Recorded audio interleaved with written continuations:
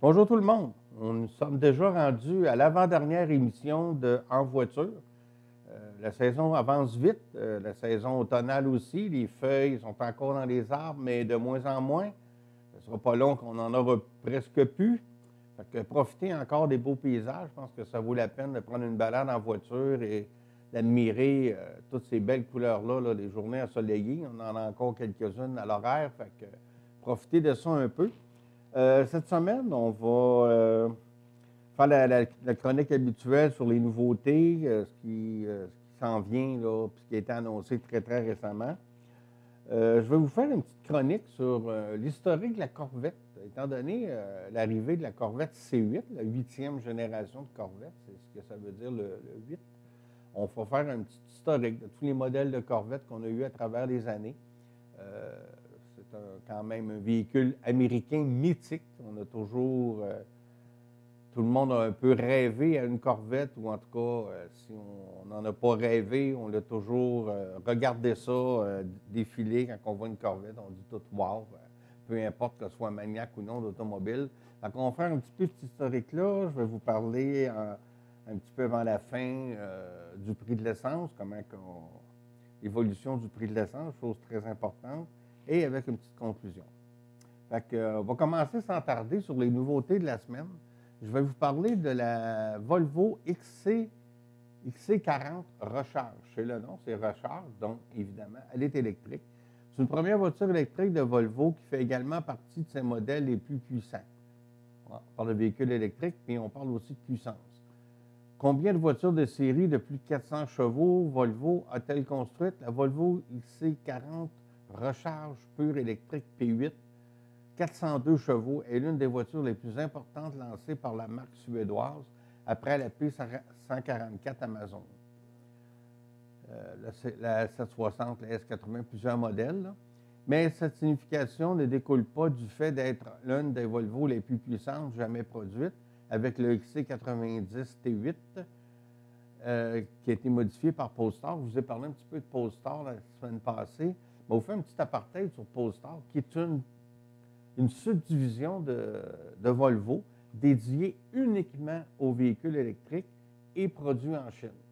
Ces véhicules-là font leur entrée sur le marché nord-américain. Ils sont en train d'arriver au Canada, au Québec plus exactement. Ils vont avoir une mise en marché très différente de ce qu'on est habitué. Donc, il n'y aura pas de concessionnaire proprement dit. Pour l'instant, il y a une boutique Polestar qui va ouvrir là, dans les semaines, les jours qui viennent, au Carrefour Laval. Et on va pouvoir commander la voiture et la voiture va être livrée chez vous. La même chose pour les entretiens et tout, ils vont se déplacer chez vous. À terme, Polestar veut déménager sa boutique au centre-ville de Montréal, sur René-Lévesque, je crois. Mais ce ne sera pas un garage, ce ne sera pas un concessionnaire traditionnel, ce sera une boutique. Donc, on verra la mise en marché un petit peu différente. Un peu à la Tesla, dans le fond. C'est un petit peu le même modèle. Donc, on va revenir à notre XC40, qui est un SUV. Vous le voyez à l'écran, qui est un très beau SUV avec... il y a de la gueule, là, franchement, mais comme tous les véhicules électriques, si on regarde la calandre avant, bien, ce qu'on appellerait normalement la grille de calandre, bien, il n'y en a pas. Il n'y a pas de grille de calandre. Puis c'est assez typique des véhicules électriques de ne pas mettre de grille de calandre, de mettre tout simplement une plaque avec normalement harmonisée avec la couleur du véhicule. À l'intérieur, c'est assez traditionnel là, dans le modernisme, c'est-à-dire qu'on a un écran pour le conducteur, on a un écran central avec les fonctions. C'est sobre. Beaucoup de place à l'arrière pour les passagers et vu que quand on rouvre le haillon, c'est un SUV, si on rabat les sièges, bien, il y a énormément de place de rangement. Donc, c'est un véhicule intéressant de Volvo. J'imagine qu'il va avoir qu'il va avoir un petit peu de popularité. J'essaie de voir là, comment qu'il y a de 335 km d'autonomie, c'est ce que je cherchais, je l'avais écrit. On a 335 km d'autonomie, ce qui est dans la bonne moyenne, pas la moyenne haute, mais dans la moyenne. Et 80 de recharge en 40 minutes. Donc, c'est quand même intéressant. Là. 335, ça fait tout juste Montréal-Québec. Mais bon, quand même. On va passer maintenant à Tesla. Le camion de livraison Tesla, le tracteur de semi-remorque, on devrait dire. Walmart Canada a révélé qu'il triplera le nombre de camions Tesla semi-remorque qu'il a en commande. Dans le cadre d'un investissement de 3,5 milliards de dollars de Walmart Canada au cours des 5 prochaines années pour développer ses activités, la société confirme qu'elle réservait au total 130 Tesla semi. Walmart a pour objectif mondial d'atteindre zéro émission d'ici 2040 et l'utilisation de camions électriques l'aidera à atteindre cet objectif. Moi, ça me fait toujours sourire que ce soit la part d'un commerçant, d'un gouvernement, avec des objectifs fixés, disons, au-delà de 10 ans. Là, je trouve que peut se passer beaucoup de choses d'ici ce temps-là. Donc, c'est correct d'avoir des objectifs, mais ça dit en clair que d'ici 10 ans, ils n'y arriveront pas parce qu'on met 2040. Si on parle de 2030, bien là, je vous dis, ben, dans 2020, dans 10 ans, au moins, c'est un objectif un petit peu calculable, là, mais 2040, c'est loin. Tripler notre réservation de camions Tesla semi fait partie de nos efforts continus pour innover et donner la priorité au développement durable, a déclaré M. John Bayliss, vice-président principal de la logistique et de la chaîne d'approvisionnement de Walmart Canada.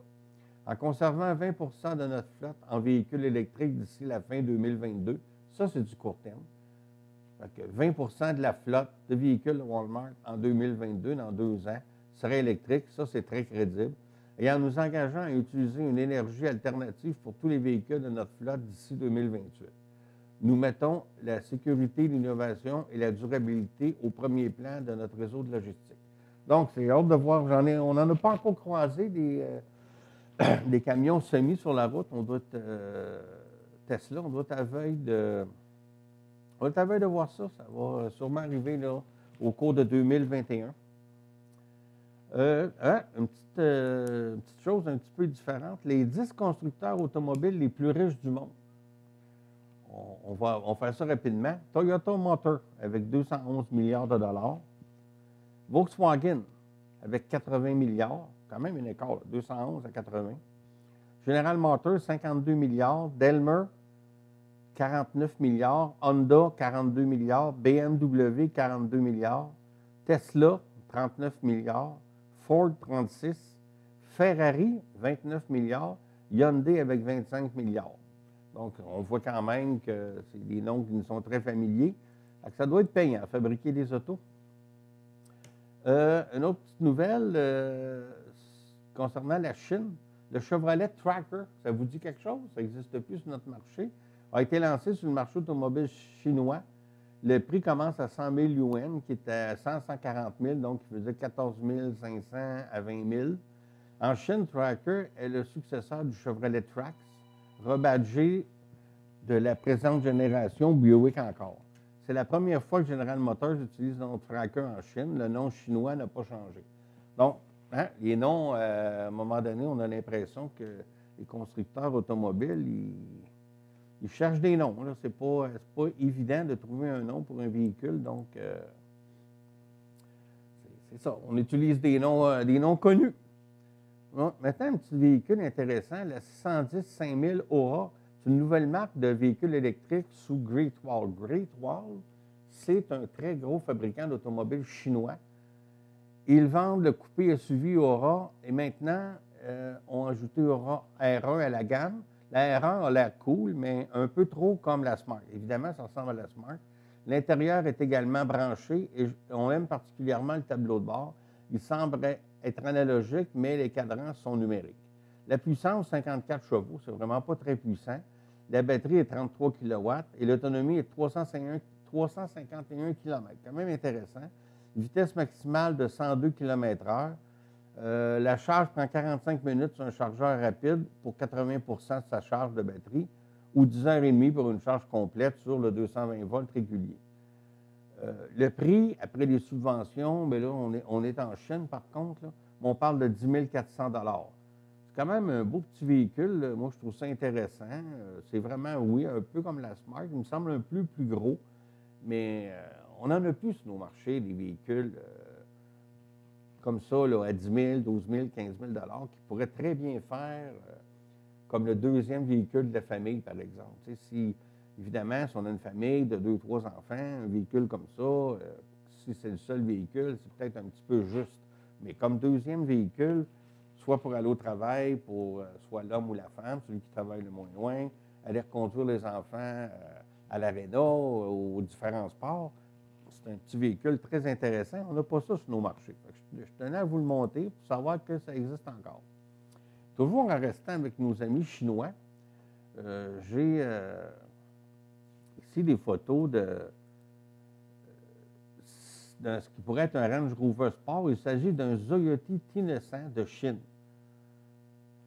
Stoye, qui est le nom de la marque, est notre marque de préférée. Ils ont copié la Macan, ils ont copié les Mazda, ils copient plein d'autos. Et cette fois-ci, ils ont copié la Range Rover. On voit la photo, là, j'ai écrit copie, j'ai écrit original là, sur ça. Écoutez, c'est des copies. Évidemment, s'ils tenteraient de vendre ça sur le marché occidental, ils seraient toujours tout de suite poursuivis. Mais en Chine, comme les droits de brevet, les droits de design, de conception ne sont pas très mal protégés, donc ils peuvent faire ce qu'ils veulent. Sauf que... Mais ça reste un beau véhicule, il manque juste d'originalité. Ils se sont inspirés bien trop d'un autre. Le tableau de bord est complètement différent du véhicule, mais il y a un très beau tableau de bord, tous des écrans, mais la silhouette est un peu... manque, disons, d'originalité. Une autre nouvelle sur Honda. Honda a fait l'annonce surprise de son retrait du championnat de Formule 1 en tant que fournisseur de moteurs à la fin de la saison 2021, lors d'une conférence de presse à Tokyo la semaine dernière. Le constructeur automobile japonais va plutôt se concentrer sur la recherche et le développement de technologies de piles à combustible de véhicules électriques dans le cadre de son plan visant à atteindre la neutralité carbone d'ici 2050. Autrement dit, ils prennent leur bille et ils mettent plus dans le développement électrique. On ne sait actuellement pas quel fournisseur de moteurs remplacera les Honda chez Red Bull Racing et Scuderia Alfa Tauri, laissant les deux équipes avec seulement trois options. Il reste 3 options en Formule 1, le Mercedes AMG, les Ferrari ou le moteur Renault. Cependant, il est peu probable que Mercedes et Ferrari concluent un accord avec Red Bull et Alfa Tauri, Renault étant actuellement le fournisseur le plus probable pour ces deux équipes. Honda est revenu en Formule 1 en 2015 avec McLaren en tant que fournisseur de moteurs. La combinaison n'a pas été couronnée de succès et leur partenariat a pris fin après 3 saisons. 13 saisons de course. Honda fournissait alors Alfa Tauri pendant 1 an avant de conclure également un accord avec Red Bull. Bon, écoutez, le monde de la Formule 1 est en évolution aussi. On verra ce qui va se passer.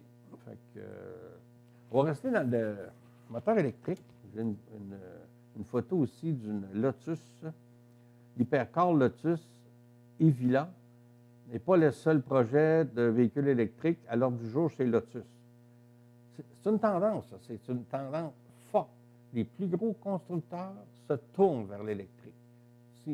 Les plus gros, oui, les plus gros en volume et les plus gros en prestige. Tu sais, Lotus, ce n'est pas un très gros fournisseur d'auto, mais c'est un prestigieux fournisseur.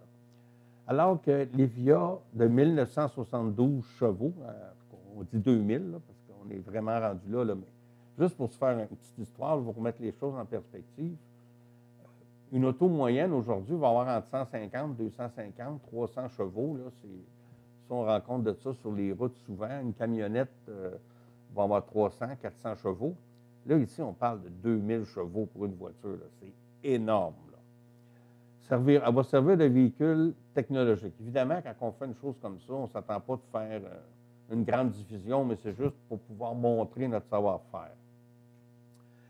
Et ça, avec un financement du gouvernement britannique. C'est ça que je voulais dire. La société vient d'annoncer qu'un partenariat d'ingénierie qu'elle dirige a remporté le soutien et le financement du gouvernement britannique pour développer une toute nouvelle architecture de véhicules électriques à batterie de nouvelle génération.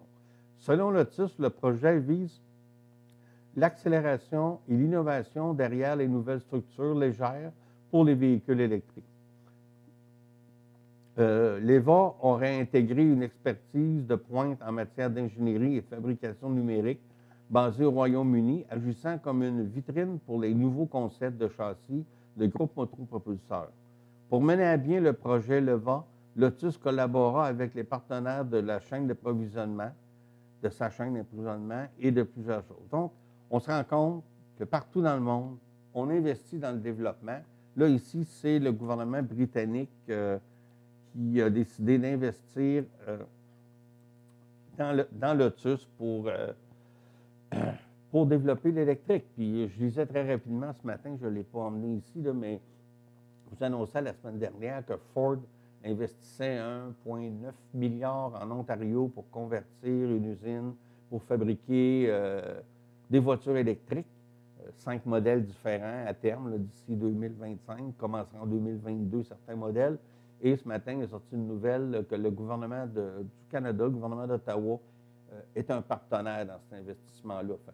C'est partout dans le monde où les gouvernements vont aider les compagnies à transformer leurs usines pour faire des véhicules électriques. En terminant, c'était le 64e anniversaire à la fin de septembre de la fameuse Camaro. Camaro qui a été et qui est toujours un véhicule, ce qu'on appelle un pony car, c'est vraiment ça.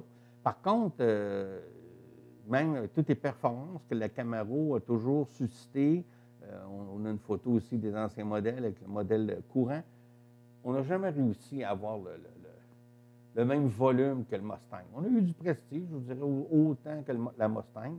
Juste pour un exemple, en 1966, lors de sa sortie, GM avait réussi à vendre 285 748 unités, ce qui est quand même pour de nos jours, un très gros chiffre.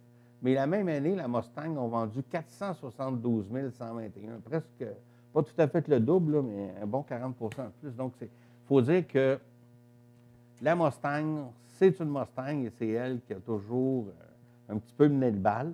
Mais moi, je trouve le Camaro actuel là, très, très, très, très réussi en tant que design comme auto agressive. Par contre, ce type de véhicule-là, actuellement, a un petit peu moins la cote. On en voit de moins en moins. Plusieurs personnes se questionnent ce qui va arriver chez Chevrolet si on va continuer à produire ce véhicule-là à terme. C'est pas sûr. Il y a plusieurs questions qui demeurent, surtout considérant que la Corvette, c'est tout un succès aussi. On en parle tantôt de la Corvette. Donc, on verra l'avenir de la Camaro, mais c'est 54 ans pour la Corvette, pour la Camaro, dis-je. Je voulais le souligner. Notre prochaine chronique, justement, je vous parlais de la Corvette. Je vais vous faire un petit peu l'histoire de la Corvette. J'en ai parlé en début de saison. La Corvette C8, qui est la dernière version, la 8e génération, pour modèle 2020, a eu certaines ratées. Certaines ratées, là, pas de fiabilité, choses comme ça, ratées de production. Premièrement, en début d'année, il y a eu une grève à l'usine qui a retardé la mise en production. Ça en est suivi immédiatement de la fameuse COVID qui a fait fermer l'usine, comme la majorité des usines en Amérique du Nord, pendant quelques semaines, voire peut-être un mois ou deux, je n'ai pas le chiffre exact sous la main. Après ça, c'est les fournisseurs qui ont eu de la misère à fournir des composantes, en tout cas, une chose après l'autre. Le niveau de Corvette de produits pour 2020, les modèles 2020, est vraiment en deçà de ce qui était annoncé et en deçà des commandes. On a des commandes fermes, on ne peut pas les respecter. On va les respecter à terme, mais les gens vont se voir livrer des 2021, comme la fameuse Corvette convertible qui était censée être un modèle 2020.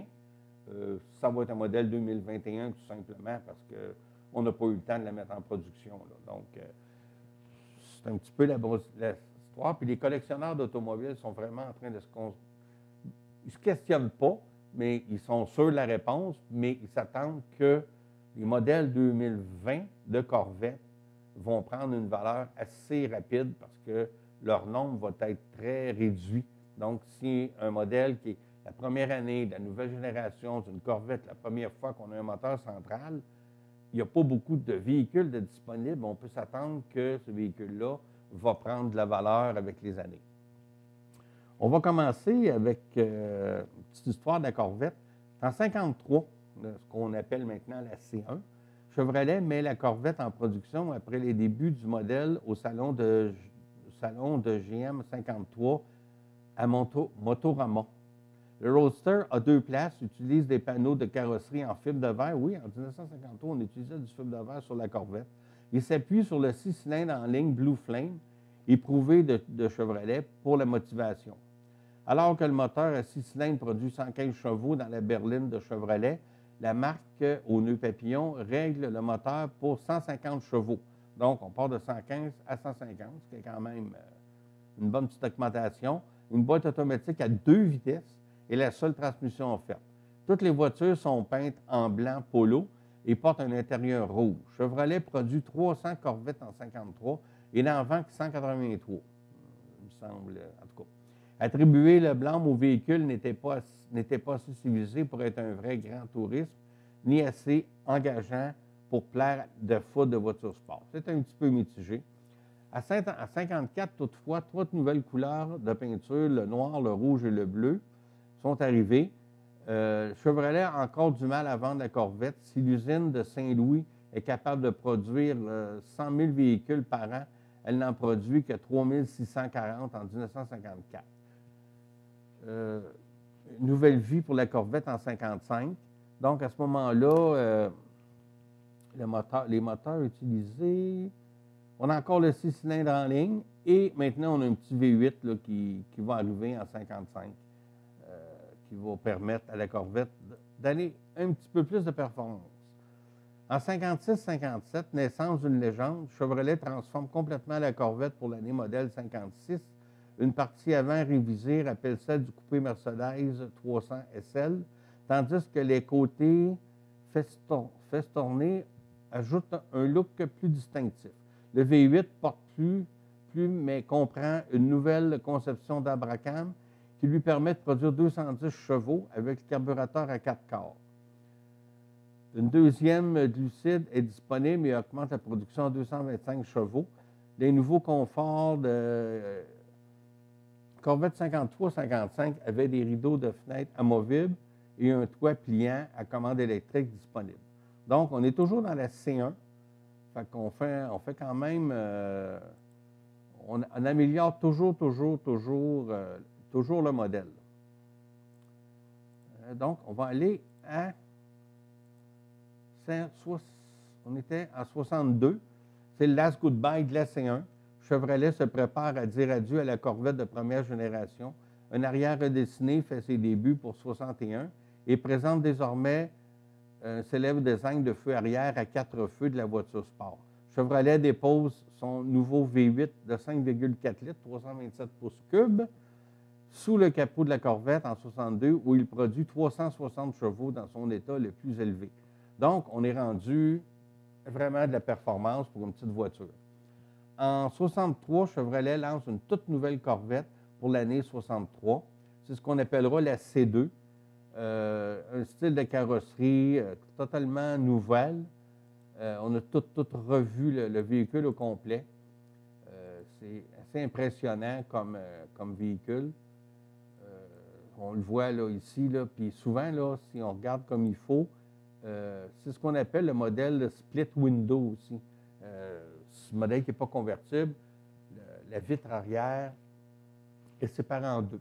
Donc, ce modèle-là a été très populaire, encore une très, très, très grande valeur. Quelqu'un qui réussit à mettre la main, on voit ici en 63, c'est pareil, encore le split window. C'est un véhicule de collection là, vraiment, vraiment populaire. 65, Chevrolet répond aux critiques des freins à tambour, parce qu'on a seulement des freins à tambour, ajoute des freins à disque. Les acheteurs peuvent toujours opter pour les tambours avec un crédit de 64,50 $. C'est quand même un peu curieux d'avoir une option qui fait diminuer le prix pour mettre un peu moins de qualité ou de performance. On ne voit pas ça souvent. Donc, je voulais souligner ce point-là qui m'a fait rire parce que quand tu as des options, normalement, tu as un plus avec un plus de prix. Une option qui fait diminuer le prix avec moins de performance, c'est assez exceptionnel. On continue toujours dans la même. En 66, Chevrolet augmente l'alésage du moteur, passé à 7 litres, 427 pouces cubes. Donc, on est dans le 425 chevaux. Ça continue toujours à monter. On n'arrête pas. Après les 5 modèles de la C2, Corvette est remplacée par la C3 en 68. Donc, là, on a un modèle de Corvette, en tout cas, un petit peu plus de mon enfance, là, que je connais vraiment ce modèle-là, la Sharknado qu'on appelait. Modèle Shark, cependant, style de carrosserie complètement, des panneaux, des toits amovibles, une nouvelle forme. C'est vraiment un petit peu l'âge d'or de la Corvette là, des années 70 qui commence avec la C3. Pour répondre aux nouvelles normes, en 73, on modifie la C3 avec, en 73, pour les plus jeunes, c'était une année marquante dans l'automobile parce qu'on devait avoir des pare-chocs qui absorbaient un impact à 5000 à l'heure sans bris, sans réparation nécessaire. Donc, à ce moment-là, la Corvette, on n'a pas voulu. La plupart des autos, on a mis des gros pare-chocs en acier comme on avait. Au lieu des monter rigides au châssis, on les a montés avec un amortisseur. Donc, quand tu frappais un mur à 5000 à l'heure, bien là, le pare-choc entrait en dedans et absorbait l'énergie de l'impact. Sur la Corvette, on ne voulait pas aller dans ce sens-là. On y a fait un museau en plastique déformable. Donc, pour ça, c'est très beau, il n'y a aucun pare-choc. Sauf qu'il y en a un à l'intérieur avec tous les amortisseurs. Il est juste recouvert de ce plastique déformable-là qui permet de répondre à la norme. C'est quand même intéressant comme chose un petit peu différente de façon de faire. En 84-85, Chevrolet saute l'année, modèle 83, et lance la Corvette de 4e génération. Donc, une Corvette 83, ça n'existe pas parce qu'on a sauté cette année-là pour introduire le modèle 84, la C4. Donc, c'est un modèle là, il y avait un V8 de 205 chevaux, 350 pouces cubes. Donc, on commençait à offrir des moteurs pas aussi puissants que dans le passé. C'était aussi la période d'augmentation des prix de l'énergie. Donc, ça a même atteint la Corvette. Après ça, on a eu la C5 de 1997.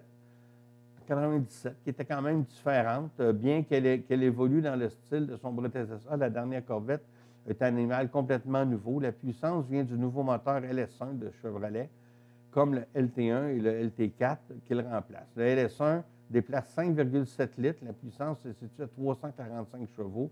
Et cette sortie est acheminée par une transmission automatique à 4 vitesses ou manuelle à 6 rapports. Contrairement aux Corvettes précédentes, le modèle de 5e génération place la transmission à l'arrière de la voiture contre le différentiel arrière. C'est juste, c'est dans la tradition, tu as le moteur, la transmission, l'arbre de renvoi et le différentiel. Eux, ils ont pris la transmission, ils l'ont mis directement sur le différentiel arrière. L'avantage d'un montage comme ça, c'est de déplacer les masses, équilibrer les masses dans le véhicule. Des avantages qu'on ne pourrait pas faire sur un modèle à 4 places, c'est que la transmission elle gruge les places arrière, ça prend de l'espace à l'intérieur. Donc, mais la Corvette étant de 2 places, c'était pas un problème. Donc, on a commencé ça en 97. En 2005, Chevy revitalise son moteur de la série LS, montant en 6 litres, connu sous le nom du LS2. Le moteur aborde également un taux de compression plus élevé, une ligne rouge surélevée et les changements permanents au gros V8 pour le pousser à 400 chevaux. On voit là, on est revenu là, de plus en plus c'était la C6, je ne l'ai pas dit, mais oui, c'était la nouvelle C6 qui a été lancée en 2005. Après ça, on fait un saut en 2014. Là, on a la C7, qui est encore une Corvette, là, on n'en voit pas tant que ça sur nos routes, il y en a un petit peu. C'est la dernière Corvette à moteur avant. Un cadre en aluminium. Elle arrive en 2014 sur le marché, comme je disais, et marque le plus grand changement du modèle en plus d'une décennie. La puissance vient d'un nouveau LT1 V8 qui déplace 6,2 litres, 455 chevaux. Une 6 vitesses automatique ou manuelle 7 vitesses. Donc, les boîtes de transmission évoluent toujours. Donc, c'est un très, très, très, très belle voiture. Là, je suis sûr qu'il y en a encore des neuves de disponibles chez certains concessionnaires. Et finalement, la fameuse Corvette à moteur central, qui est toute une révolution pour ce modèle-là. Le modèle 20, la Corvette se dirige enfin vers le milieu. Hein. La Corvette est la 8e génération surnommée C8. Elle est la première de l'usine à placer son moteur arrière, l'habitacle devant l'essieu. Cette transmission a duré des décennies et la voiture de série semble impressionnante. Désolé. Surtout compte tenu de son prix. Prix de départ à 60 000 $. C'est 60 000 US. Si on vient ici sur le marché canadien, c'est autour de 75 000 $ le prix de départ de la Corvette. C'est beaucoup de sous, mais c'est pas tant que ça. Tu sais, des autos là, à 40, 45, 50 000 $ sur le marché, là, il y en a plein. Elle est 75.